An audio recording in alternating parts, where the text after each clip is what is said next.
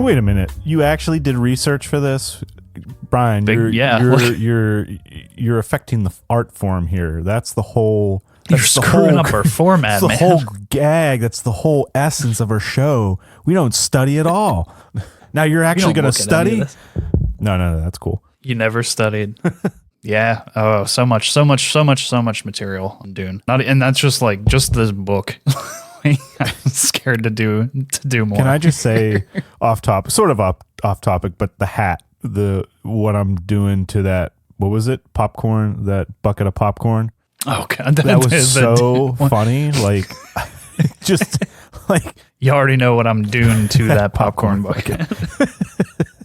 So good. I love it. The popcorn bucket, like the memes alone of the popcorn bucket. Not even like there have been like Dune memes like crazy for the last few weeks leading up to the movie, but just the popcorn bucket ones alone are so freaking like. And then you have all the stuff with Zendaya. She came out with that suit. It's just it's been absurd. I just can't wait to be like, guess what? We're Dune 2 night, you know. And just I need that hat. And then of course, people will just roll their eyes or look at me and be like, "Oh my God, please go back to whatever hole you crawled out of." It's so ridiculous. But anyway, I digress. Yeah, so I have tons of material to get through, if at all possible. I will cover what I can, and I would also like to, off the bat, for anybody listening that is specifically a fan of the Villeneuve take and like hasn't read the book or seen anything prior to that, like the Lynch version or the miniseries or anything, there will be plot points that will definitely be touched on in Villeneuve's Part 2. So if you're looking to not have that movie spoiled for yourself, I say give us a week, wait on it, sit on it, come back to us once you've seen it over the weekend. Yes. Or whenever you see it, just come back to us. Just come back to us. I assume that people that are that excited and that worried about spoilers will be seeing it over the weekend. Fair enough. But yeah, I did like Timothée Chalamet had in an interview, he was talking about where he blew one of the major plot points of the book in the interview, and they're like, can you say that? He's like, the book's been out for like 60 years. If you haven't read it at this point, it's on you. And I was like, that's my stance. That's where I'm taking on it. So that's fair. So yeah, that being said, we will be getting into some stuff. All right. Getting into some stuff here. I like it. Yeah. So it goes without saying, we touched on it a little bit last week, but this is definitely like the most influential of science fiction available. Yes. I feel confident of saying. I mean, definitely one of the top ones. Oh, it has just wormed its way through pop culture like crazy in ways that can't even really be I didn't even mean to do that. I didn't even mean to do that one. Sorry. Oh, God. This is going to be good. All right. But yes, it has. Yeah, I watched that. I talked a little bit last week about the Jodorowsky documentary, and even just that take and how that take impacted pop culture. And that's not even the case of the novel itself. It's like, there's so many different facets and ways that this has impacted pop culture, and it's driven science fiction probably more than 2001, which was our second episode we talked. I personally think so. I think it's kind of been more, it's been more in the back end of things. I actually think that 2001 was largely impacted by this in terms of the film, not the book. Yeah. Okay. Interestingly enough, bringing up Arthur C. Clarke, Denis Villeneuve announced that he's interested in adapting an Arthur C. Clarke movie. Wait, which one? So actually, look that up me a second. When I was looking at it, I was like, you should write this down, but I didn't. Mm-hmm. So. It's not a big deal. I was just curious if you knew. No, it is a big deal. It's worth mentioning. It's Rendezvous with Rama. Oh, okay. I've never read that one. But neither have I. So I'm thinking I'm putting it on my reading list. The title. Yeah. So that one's where I'll be interested to see what he does with that. I'm interested to check out the book and learn some more. But Villeneuve is a continuously rising star in filmmaking. I mean, he's around to stay, it seems. But yeah, and going back through what we were talking last week, I was thinking a lot about the Butlerian Jihad, and I know I've probably slammed it to death at this point, but I do consider it a big center point of the themes and the general atmosphere of Dune. And I realized we didn't really talk about the punishment for bringing about a machine in the likeness of a human mind, and it is immediate death. I was thinking of the Parks and Rec bit where they're like, "You go right to jail." But I was like, they just kill you immediately. Just no immediately. question. They're just like, forget it. right to jail. And a couple other things, we'd talked about various versions of spice refinement and versions of the drugs that are made out of spice. And there's an endless amount of variants throughout the books. Yeah. But safu juice specifically is what the mentats utilize. And in the books, it's like denoted that their use is indicated by like an orange like hue around the mouth. In the Villeneuve take, they kind of altered that, and it's like a black line down the lower lip. But yeah, various takes like that. The mentats like also achieve, like so many other organizations achieve their actual power through use of spice. So like without spice, the whole system collapses. Like it is the key to everything. Well, I mean, a lot of things, a lot of societies you think about can be built around one or just a few things, and you need but just pull that out, and it's like, what happened? The whole tower of cards collapses. Well, yeah, I mean, like think about it. If you just took away electricity from our world right now, or if you just took away even just computers, like we still have electricity, but let's just take away computers. No computers. A lot of people talk about like us being unplugged or you know being hit with an EMP. It would destroy everything. Yeah, there's always those things that you can build it. You're always, what's the word? The pendulum can swing both ways is essentially what I think I'm getting at. Yeah, we were talking about how we both have done a fair bit of research for these last two episodes. And I couldn't help but laugh. I was actually thinking about it today. I was looking up concept art for the original novels, and it popped into my head Jermaine Clement from Gentleman Broncos talking about his concept art. And I was like, they were definitely thinking about Dune when they made that in Gentleman Broncos. Probably. Because I think Dune has like some of the most absurd looking cover art sci-fi novels like ever. At least like there's been like endless publishings over the years. So there's like a million different variants of each novel. Yeah. So just like Googling them and looking through them all, it's just like somebody was a Dune fan when they were probably Jared Hess was a fan of we it. can take a humdrum title such as Dune and make it something incredible. Like this. Duneronius. And it's that simple. Dunelonius. Dunelonia. And there it is. And there it is. And it's that simple. I am a sandworm, and I have had a bunch of sand cubs. I have birthed a litter of worm cubs. I love it. Such a good movie. Yes. Yeah, if you are a Dune book enthusiast, I can think it's pretty safe to say you'll find that movie hilarious. Yeah, our first big plot point, last spoiler warning I'm going to give. If you're worried about such things, please vacate the room. One of the big points of the novel is that at the end of quote unquote book one, the first half of the first novel, we learn the big reveal is that we learn that Paul is actually half Harkonnen. He is the merging of the like the what's the meme of the guinea pig or the gopher and snaps around. The hand. Yeah, I know what you mean. But so that's like the big revelation in that and it's been like in the books it's more subtly led up to that like the Kwisatz Haderach would have to be emergence of House Harkonnen and House Atreides in some form, and this is the big reveal that Lady Jessica herself is from House Harkonnen and has been deceiving House Atreides. From in her mind, she's not really deceiving them as much as House Atreides perceives it. Yeah. She's just merely in love with Duke Leto Atreides. Yes. And that's also why she defies the Bene Gesserit, because she wants him to be happy. She gives him a baby boy. So there's a lot to all that. And like every other facet of Dune, there's like 15 redundant layers of complexity to every plot point that I don't have the time to get into. Well, there again, that is that quality of just a simple choice and decision changes everything. In the way that it was planned out to be. I always took this too a little bit in Lady Jessica's standpoint. I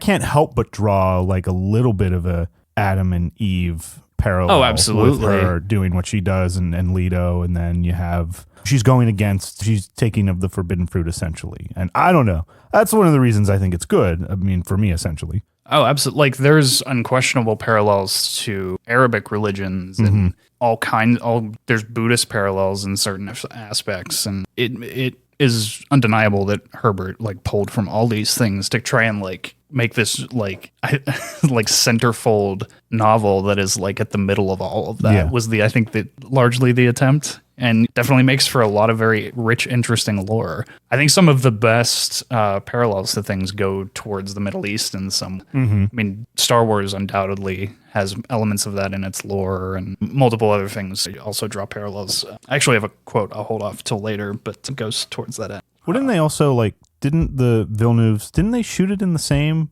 locations as Lawrence of Arabia? Or did I? Yeah, I know that they were looking at them at least. How much okay. of that made it to the final film, I'm not sure. Yeah, I'm pretty sure you're right. I could be wrong.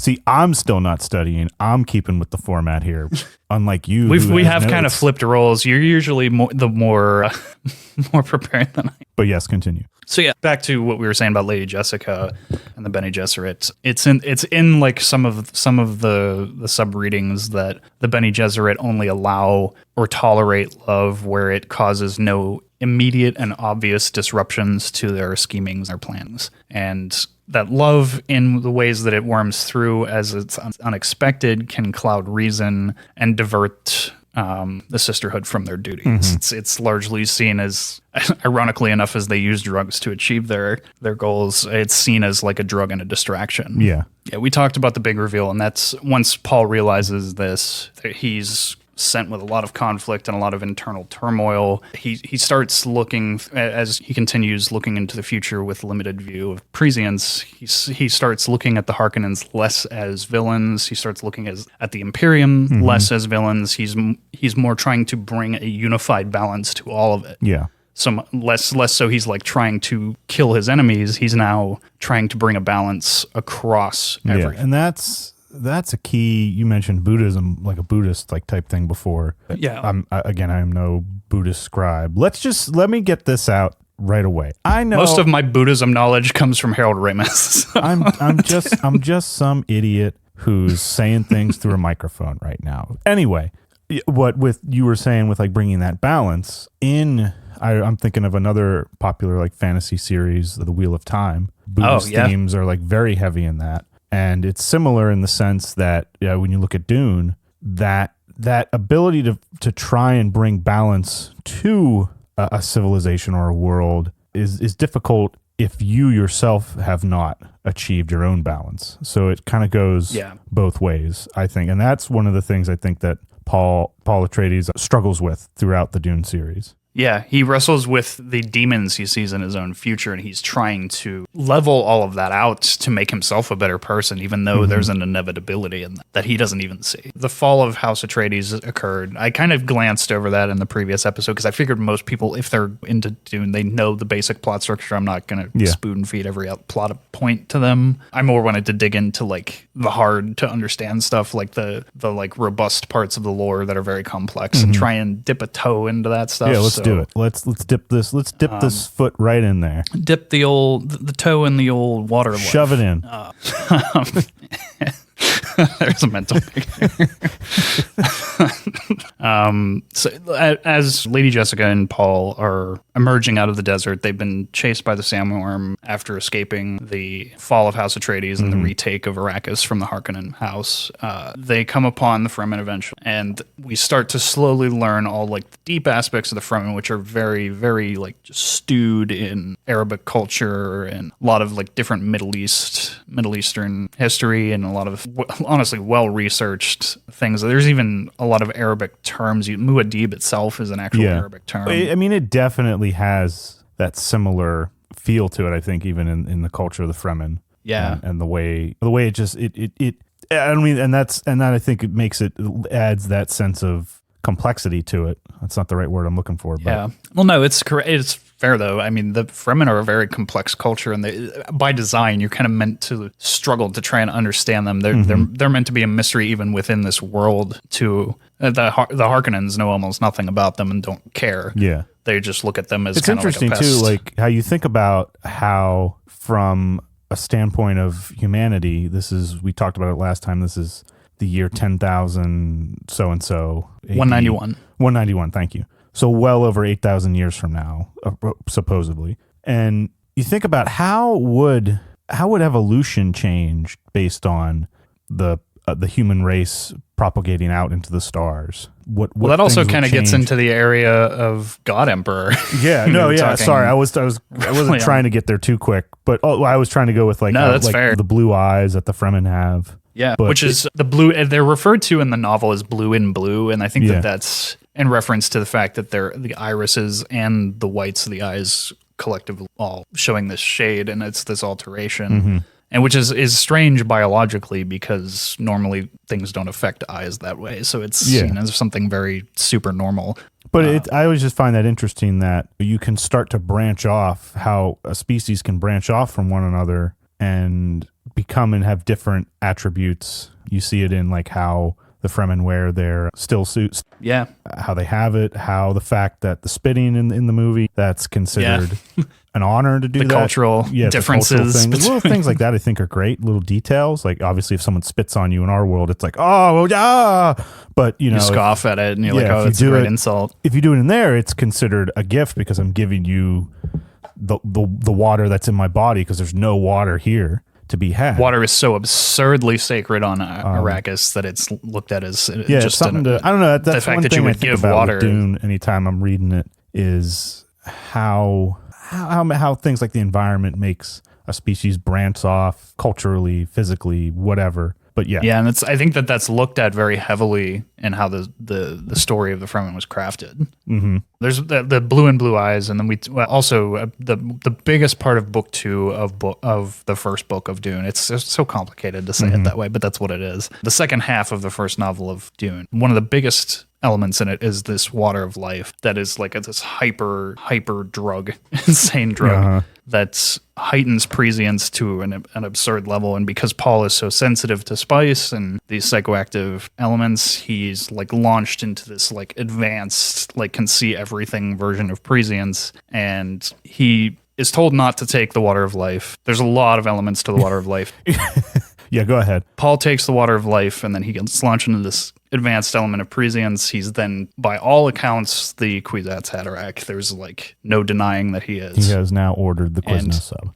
He has ordered the Quiznos Extra sub. cheese. He is the Benedict Cumberbatch. And when they arrive to Sietch Tabr, Lady Jessica also takes the water of life, and she is still at this point pregnant with her unborn daughter Aaliyah. And Aaliyah is very important to book 2 of Dune 1. It's never going to not be funny to say it that way. Dune. Oh, man. You can't even say the title of the book. I know, yeah. It's that complex. But yeah, Aaliyah is an extremely important character in this second half of Dune 1. She is, because Jessica takes the water of life, she becomes this quote-unquote abomination to the Bene Gesserit. She's something that they would never allow to exist. She's a totally conscious and sentient, pre-born child. And what a, not interrupt slightly. No, go ahead. What a risk, like narrative-wise, to take in terms of like Dune. And I'm not just talking the first book, but like the series. Like, I mean, you never want to say a story is kind of just things happening, but when I think about it, Dune kind of is, but in a good way. In the best way. In the best way. In the best way, it is just things happening. You know, like this would be one you'd be very hard to fit some of the structures we talked about in previous episodes onto. Like, I just don't know. Yeah. Like, yes, the elements are there, but in the beginning, but as you start to get past that beginning, the traditional structure, it kind of then just becomes, it really like branches off and becomes like its own thing. You got all these new other characters coming in and all these other things happening. It really becomes a kindly monster unto itself. Yeah, and I think the complexity is trying to make this world feel very big on one level, but on another, it's amping up the importance of this prescience. And I think the amount of layers that you see into this world, they're trying to get you into Paul's mind of knowing everything. The amount of detail that's left in the book, I think they're trying to give you that sense of knowing all and seeing all. Yeah, and it doesn't even have that like sort of episodic week to week feel in the books. Not at all. It all just kind of flows together. Yeah, like there is a very unique feel to Dune's structure, if I can even use that word for it. Even when I think of my favorite book of all time, Lord of the Rings, which I'll constantly talk about, I'm sorry. even that has we're overdue on that front for doing this. Yeah, no, that has a sort of prescribed beginning and ending. Obviously, Dune does too, but not in the sense like I don't think you can necessarily always see where it's going. Yeah, I agree. It's murky in its complexity as much as it's it's one thing to read it, it's another thing to fully understand it, and it's because it's so deep and so complex. I've been trying for years to get a firm grasp on Dune, and I just still don't feel like I fully understand it. Moving forward with Lady Jessica, the Water of Life, she brings about Ilea and this abomination. Ilea was birthed with full adult sentience. She knows this insane amount of things. She's very articulate and can communicate herself as a born child. It's kind of insane. It's the first like truly weird thing in Dune. Like there's a lot of weird things, but it's like the first like jarringly, oh, this is odd. Yeah. like there are things like the Spacing Guild and the deformities is one thing, but then like you deal with like brain altering a fetus, you're in another stratosphere of weird. Yeah, it definitely enters a different stage. And this is like the one thing, because it's so intrinsically tied to the plot structure, you can't avoid this in any adaptation. This is why, like, I think that this one particularly is interesting, because at least I know Villeneuve is trying to make it a more grounded version of Dune, and it's being received by wider audiences, which is awesome. But this is like the first like truly weird thing that he's not going to be able to avoid, and it's going to be interesting to see how they deal with that.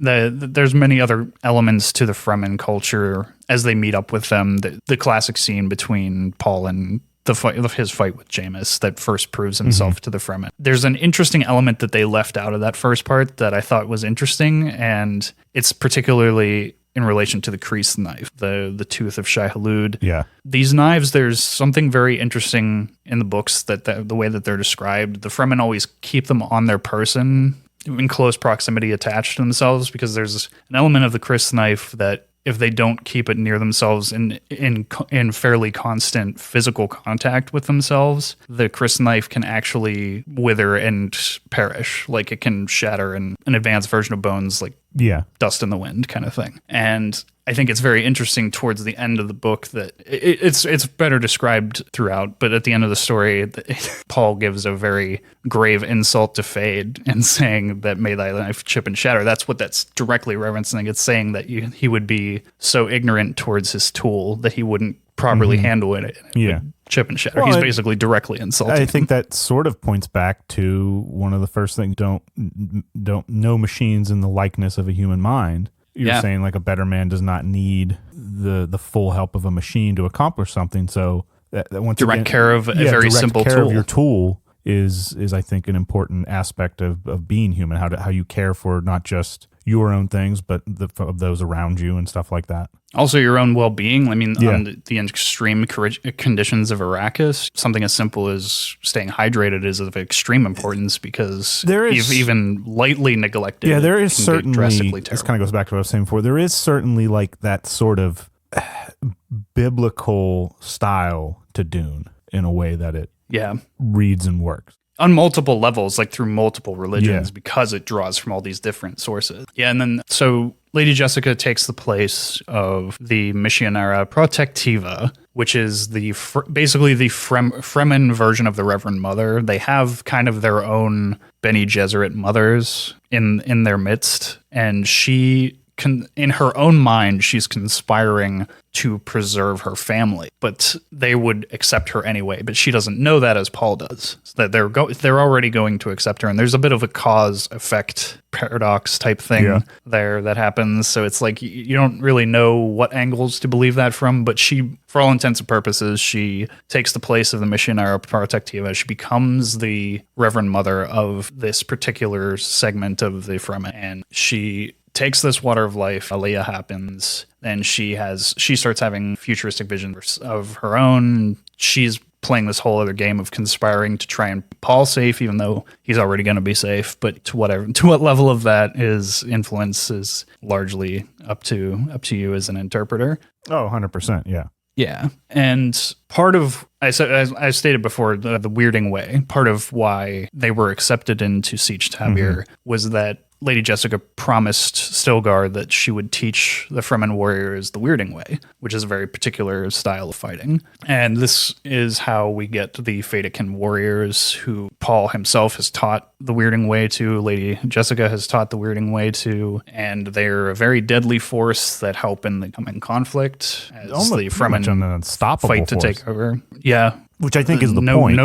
The whole thing is that the Sardaukar warriors are not the perfect warriors in the galaxy, but they're in numbers enough. And that was partly how they were able to overpower the Atreides, who were the perceived like unstoppable force at that point. They were just so well trained by Duncan Idaho and Gurney Halleck. But between the Sardaukar warriors and the Harkonnen, they had the numbers to basically just overpower them in the ambush fight that happens midway through the first book. Chani is an interesting character. I didn't touch on Chani because she's not as prevalent in that first book. The visions of Chani are fairly important leading up to that because they're just nudging at prescience, but Paul's looking into the future. But Chani in the book is very different from how she's portrayed in at least the Villeneuve take. Mm-hmm. She's very accepting of Paul in the book. She's accepts him as the Lisa and Algan's, like so excited to meet him kind of stuff. We find out that she's the daughter of Liet Kynes, the ecologist who is studying Arrakis and is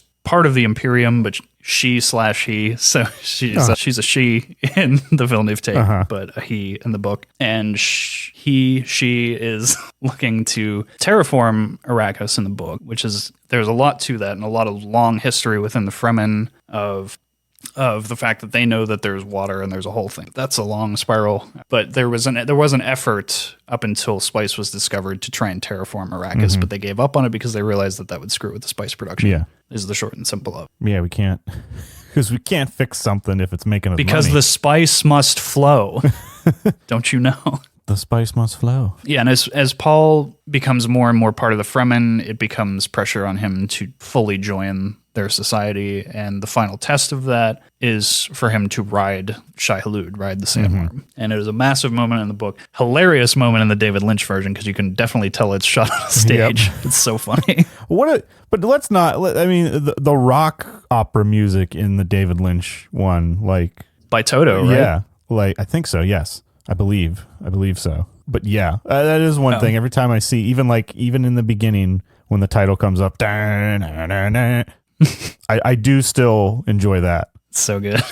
Yeah, like for all the mocking I do of the David Lynch version, it is like amazing how much they crammed into a 2.5 hour movie. No, I would agree with that. Ran the same runtime for the first half of that book and still didn't get it all in there. So I think that they did pretty well, all things considered. Yeah. Also that Lynch didn't have Final Cut, which is a tough way to direct. Yeah. But yeah, he goes through the process of riding the sandworm, and in doing so, he's attracting a worm and with the thumper, and a much more massive worm appears than he feels capable to ride, and he achieves this nonetheless. And it's like an ironclad proof to the Fremen that he's a big deal. Yeah, it's that another sign that they're looking out for, which, correct me if I'm wrong, but those signs are planted essentially by the Bene Gesserit, no? Like largely within the history, but they have also, it's kind of like, it's another chicken and the egg situation, because how much of it have they seen to be the case? It's like, which came first? Yeah. Their visions of it, or Paul's doing? It's a little murky. A lot of Dune is murky complexity, and trying to understand it, you'll break your head. or turn into a worm yourself. Or turn into Leto too. Or turn into Jared Leto. No. Anyway. Dude, if they do God Emperor, they should cast Jared Leto. It's so funny. Honest to God, I'd watch the hell out of that. I could. But yes, I agree. You've unlocked a need. Yeah, we've gone into Ilea a little bit. The Fremen refer to her as a child, but not a child. She talks of things that only adults should understand. Paul's War, largely described in the books as a freeing of the human genome, because it's this deterrent from the plans of the Bene Gesserit. It's this deviation. So as Paul's like wrestling with these different timelines of where he's trying to guide things, he does take that into account, that it's this total denial of this locked pre-plan that the Bene Gesserit have. Yeah. And it would be the first time that the human genome would be allowed to be freed and act in the way it's going to go to a natural flow, as opposed to being guided and controlled. Yeah. So I think that there's like, it just throws like that extra layer into it, that there's a lot to consider from all these different angles. And it's like, it's interesting because like no one thing is really right. And well, yeah, both have their advantages and disadvantages. Obviously, if you look at control, it's control. You're trying to predetermine something that arguably you don't have, nothing gives you the right to do, but it can also prevent unseen tragedies from ever occurring. Whereas with the case of the war, I mean, Paul is basically committing a genocide. No, 100% he's committing genocide.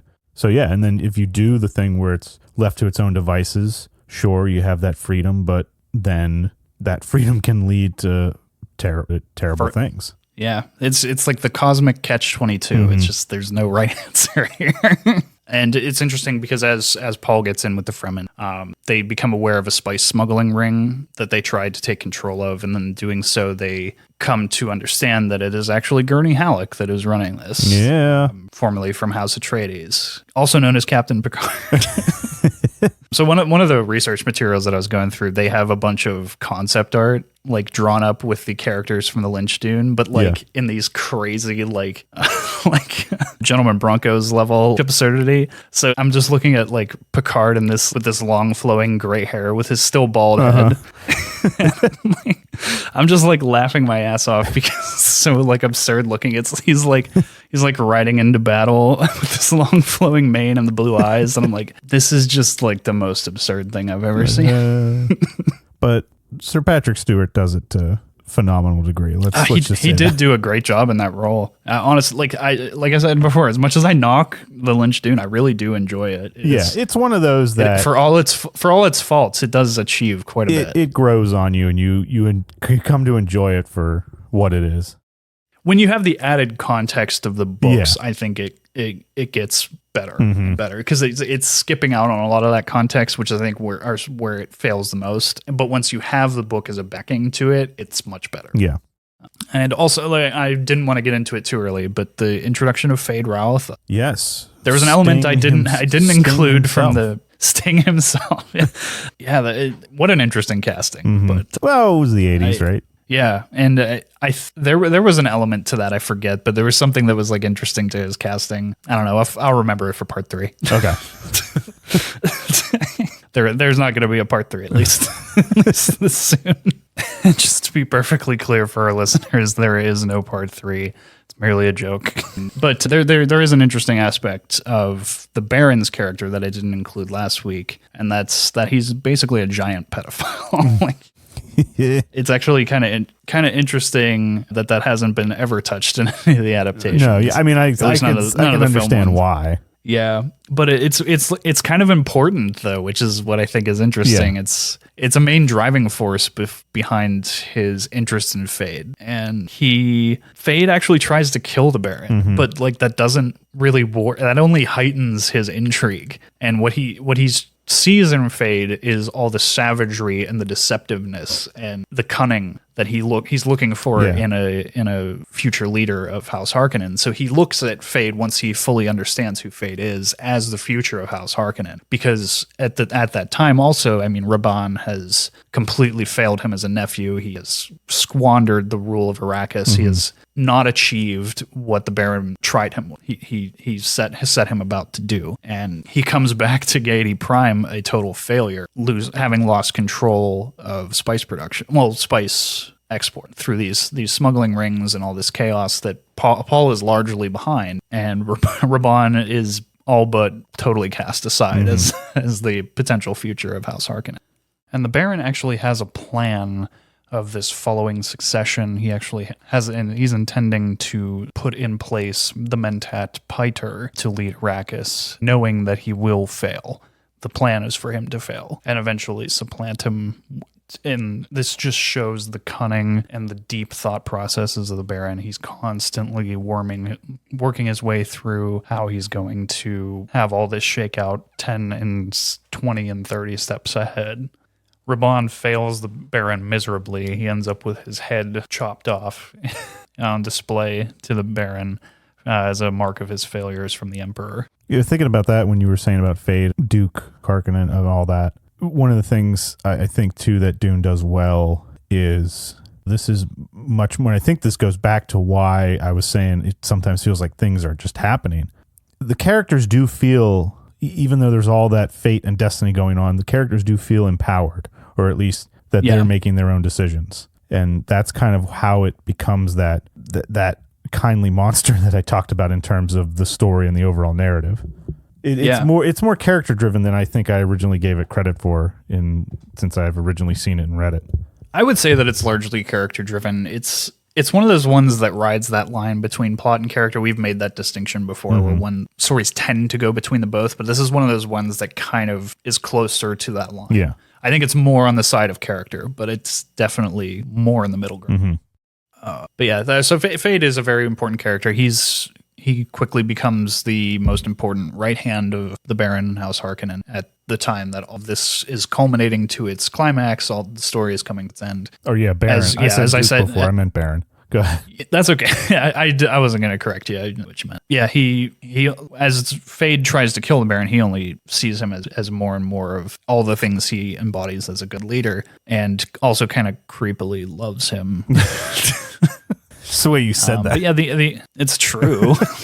Yeah, and as the Fremen and Paul slowly gain control of the spice smuggling, the Spacing Guild starts to disavow the Emperor. The Emperor is slowly losing control. It's this gradual of all these different things coming to a head, and it's kind of like you watching one domino fall after the other of this loss of control for the Emperor. It's very interesting to watch it all unfold. And like I said before, there's a lot of layers of complexity to how this all comes down. The Spacing Guild really did not want it to come to this. They, especially in the earlier parts of the book, you see the Emperor fight, like not having disagreements with the Spacing Guild in their meeting, especially. Yeah. They stress so heavily to him that they do not want Paul to be allowed to live because they have seen this future and they want to avoid it. Which you would think, if that be the case, they would make absolutely certain, like it's like it'd be do it the old school way. Like, I got to see his head. You got to bring me this guy's head for me to know that he's dead. Yeah. They are very determined to want this avoided, and that's what they go to extreme lengths on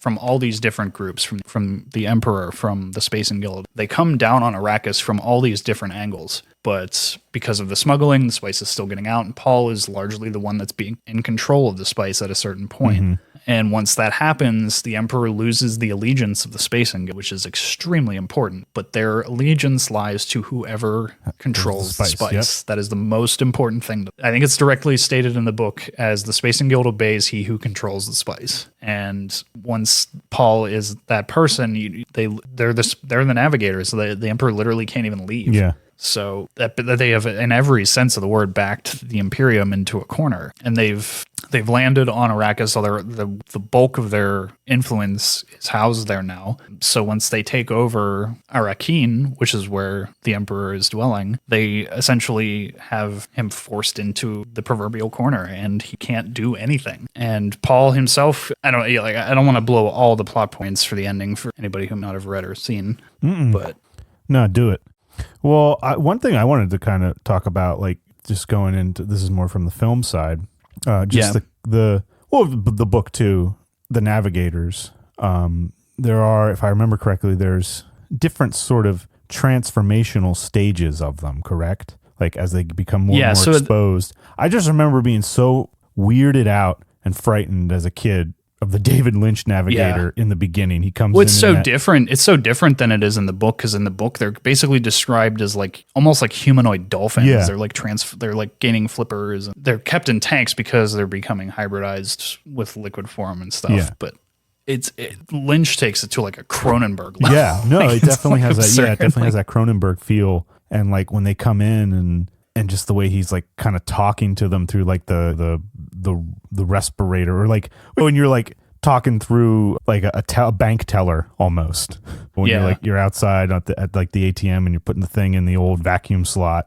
I was like, how's your day going? And then they talk back like through the microphone outside. It's like that's kind of how he sounds, with like a little bit of that respirator noise thrown in, like he's hooked up to something, which technically he is. Yeah. But that was always, I mean, the production design for the 1980s Dune, I got to give it to them, and how they did it without the use of computers. I mean, a lot of miniature work. Yeah. Maybe not the top-notch 80s miniature work, but like an insane amount of it. Yeah.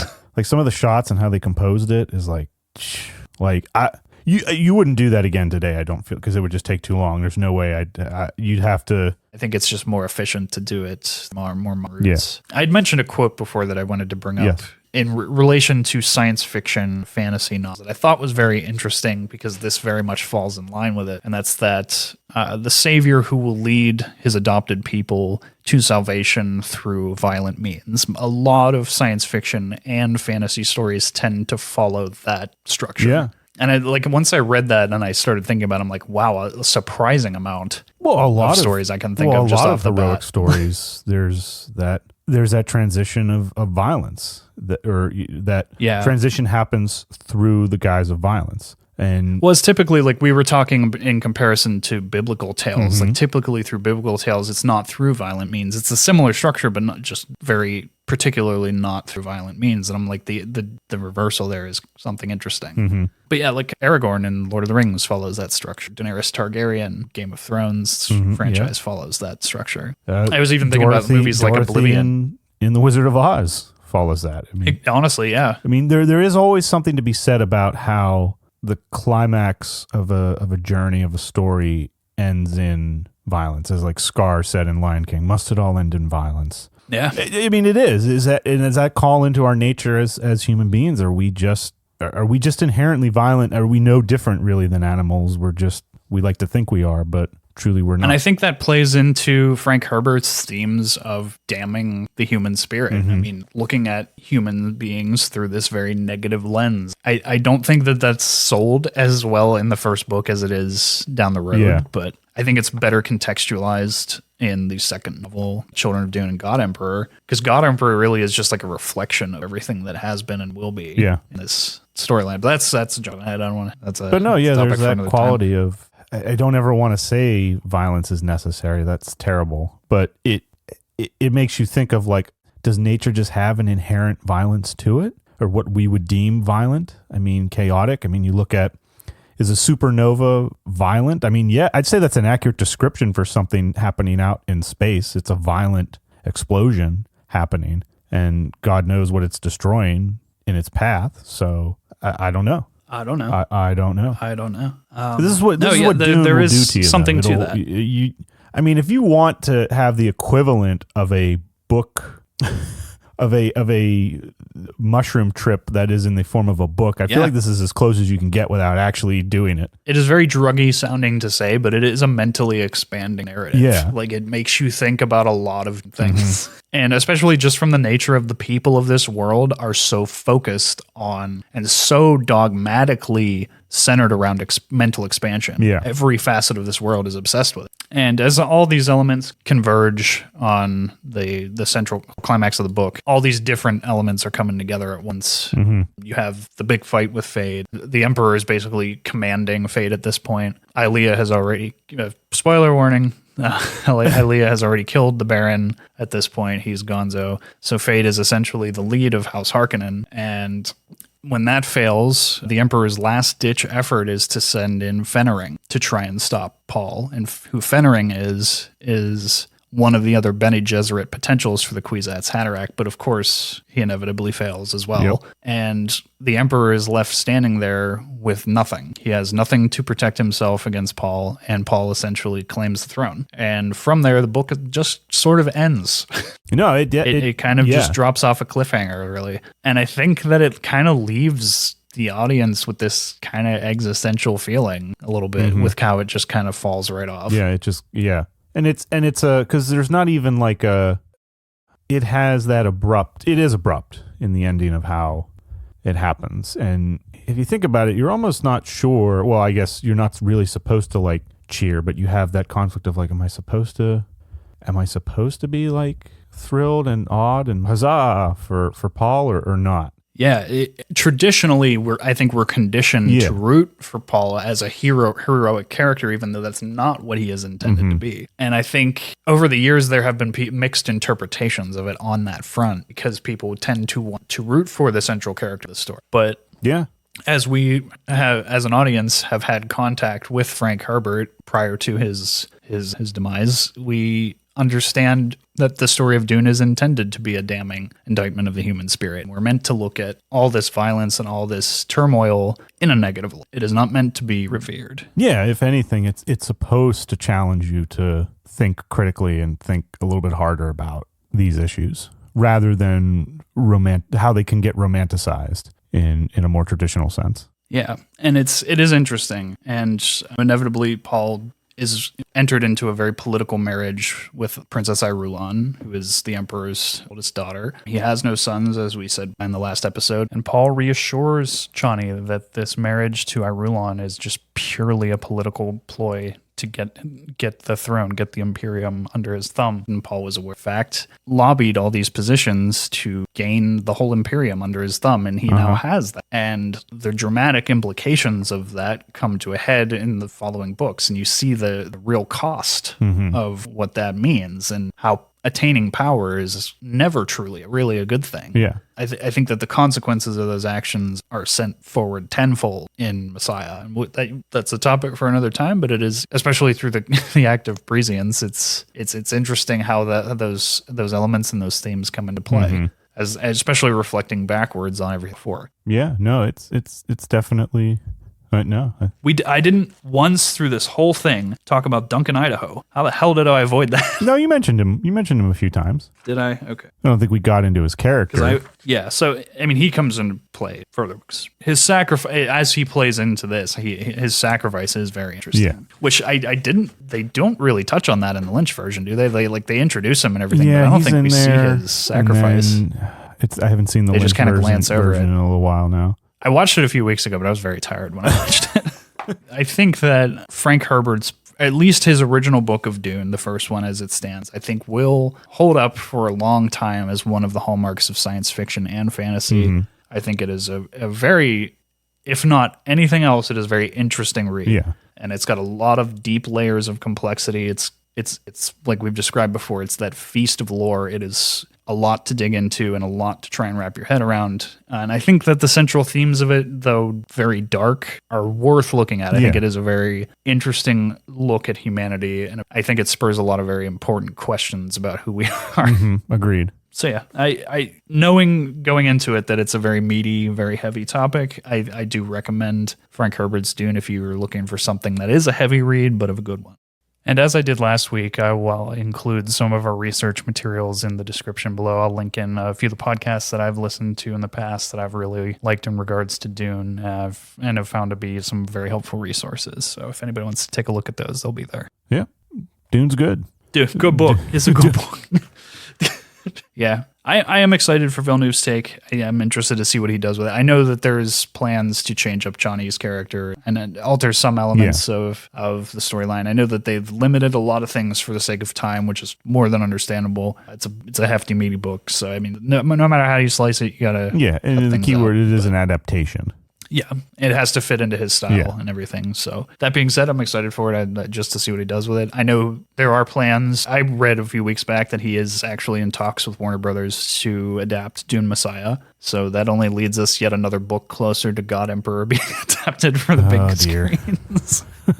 We'll see what happens down the road if that actually becomes a reality. But it would be interesting to see. But the dark nature of Dune Messiah coming to big screens, I think, will be a very interesting watch as well.